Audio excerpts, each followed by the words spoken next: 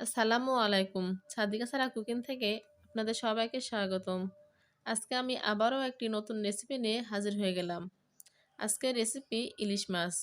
আজকে আমি আলু বেগুন দিয়ে ইলিশ মাছটা রান্না করব। আমি কিভাবে রান্না করব সেটা আপনাদের সঙ্গে শেয়ার করব। তাহলে বন্ধু যাক আমি কিভাবে রান্না করব ইলিশ মাছটা।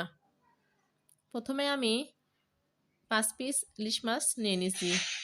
আমি 3টা চাকা আর মাথার নেজটা দিয়ে 5 পিস। আর মাছটা ভালোভাবে কেটে ধুয়ে পরিষ্কার করে নিছি। এবার আমি চুলাতে একটা কড়া বসিয়ে দিলাম। কড়াটা গরম হয়ে গেলে আমি সরিষার তেলটা দিয়ে দিলাম। তার মধ্যে দিয়ে দিলাম পেঁয়াজ কুচি। দিয়ে আমি ভালোভাবে একটু নাড়াচাড়া করে নিলাম। ইলিশ মাছ রান্না করতে সরিষার তেলটা দিলে বেশি ভালো লাগে। তারপর দিয়ে দিলাম আমি কাঁচামরিচ। দিয়ে ভালোভাবে আবারও নাড়াচাড়া করে নিলাম। দিয়ে দিলাম এবার 2টা তেজপাতা। এবার দিয়ে দেবো আমি মশলা। আমি আদা, জিরা, ধনিয়া গুঁড়া, মরিচের গুঁড়া, হলুদের গুঁড়া এবং লবণ দিয়ে একসঙ্গে আমি মশলাগুলো করে রাখছিলাম সেটা দিয়ে দিলাম। তার মধ্যে দিয়ে দিলাম আমি অল্প পরিমাণে পানি। পানিতে ভালোভাবে একটু নাড়াচাড়া করে নিলাম। মশলাটা কষানো হয়ে গেছে। এবার আমি দিয়ে দিলাম আলু আর বেগুন। আলু বেগুন দিয়ে আমি ভালোভাবে একটু আবারও নাড়াচাড়া করে নেব। ঠিক এভাবে আমি কিছুক্ষণ নাড়াচাড়া করব। এবার দিয়ে দেব আমি অল্প পরিমাণে পানি।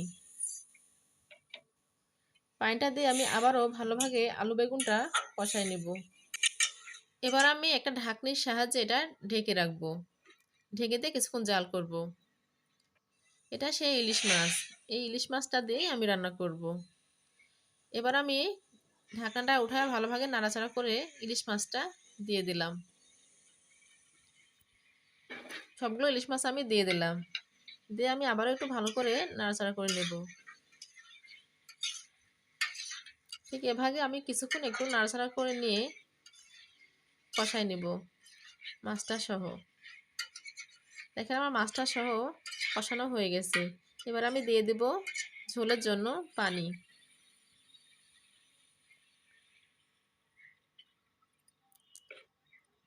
আমি পানিটা দিয়ে দিলাম ঝোলের জন্য।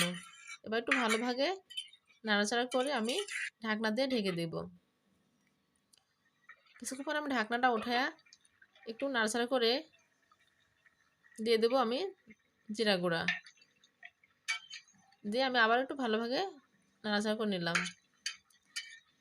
দেখেন আমার ঝোলটা অনেকটাই কমে আসছে। এবার আমি আবারও একটু ঢাকনা দিয়ে ঢেকে দমে রেখে দেব। আমার রান্নাটা শেষ। এবার আমি পরিবেশন করলাম। তাহলে বন্ধুরা আমি এই আলু বেগুন দিয়ে ইলিশ মাছটা এভাবে রান্না করলাম। যদি আপনাদের ভালো লাগে তাহলে বেশি বেশি করে লাইক, কমেন্ট, শেয়ার এবং সাবস্ক্রাইব করবেন। সবাইকে ধন্যবাদ। আল্লাহ হাফেজ।